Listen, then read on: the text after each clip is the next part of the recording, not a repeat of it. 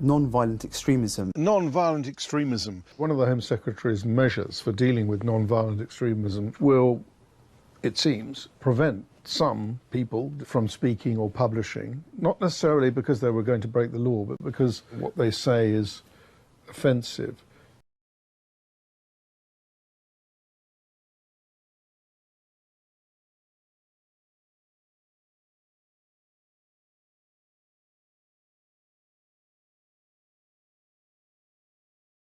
Because what they say is offensive.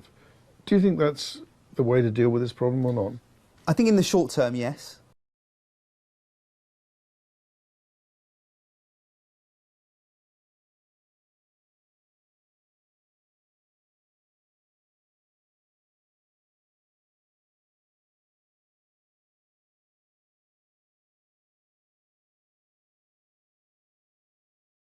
An interpretation of Islam which seems unable to coexist with core Western values.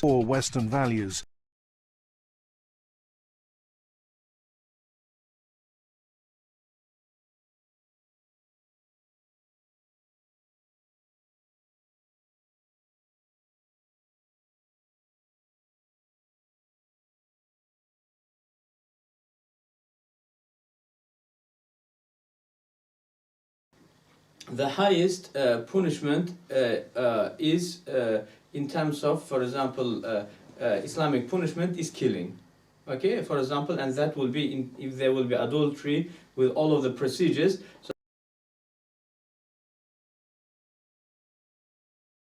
unable to coexist with core Western values.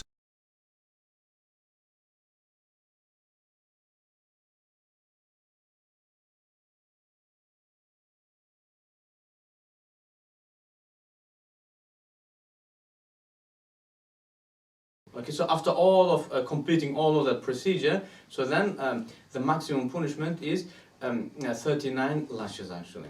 Because what they say is offensive. Okay, and that marriage was fasid, non-valid marriage. Because it was not valid for her to marry non-Muslim. Unable to coexist with core Western values. He's a young Muslim and he wants to get married to a non-Muslim lady who is a Catholic, but does not believe in Trinity, but does not basically deny the existence of God, neither she's 100% sure about it. So she's somewhere in the middle about the existence of God. She does believe in the existence of God, but does not validate it in any way. So is he allowed to get married to that woman? In order for us to marry some non-Muslim, so first thing is definitely she has to be Ibrahimi. Okay, in the religion of Ibrahim alayhi salam, in terms of one of the Ibrahimi religions. Okay, so it's either Jewish, Christian, or Sabian, or Muslim. Okay.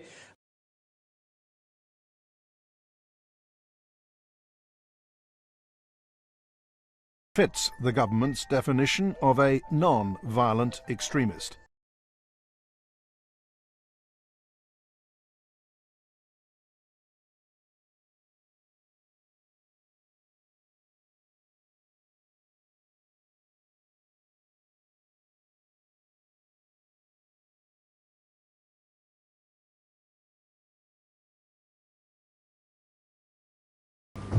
I can tell you in Denmark, social services take children away from families on the grounds that those families are too Islamic.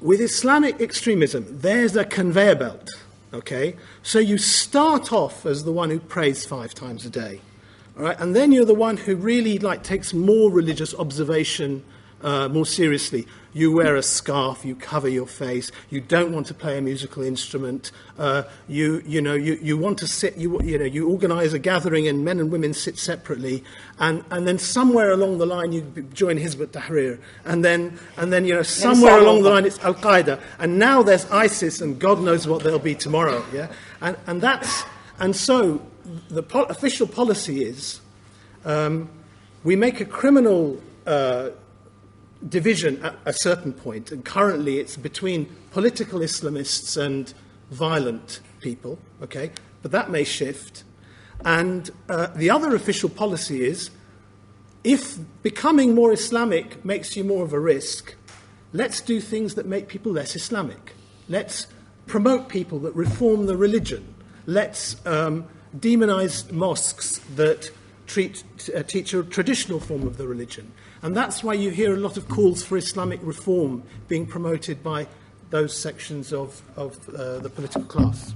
You have some, and I don't say all, I say some, amongst policymakers and opinion formers who are trying to prove that liberalism can be as supremacist as any other political or religious doctrine.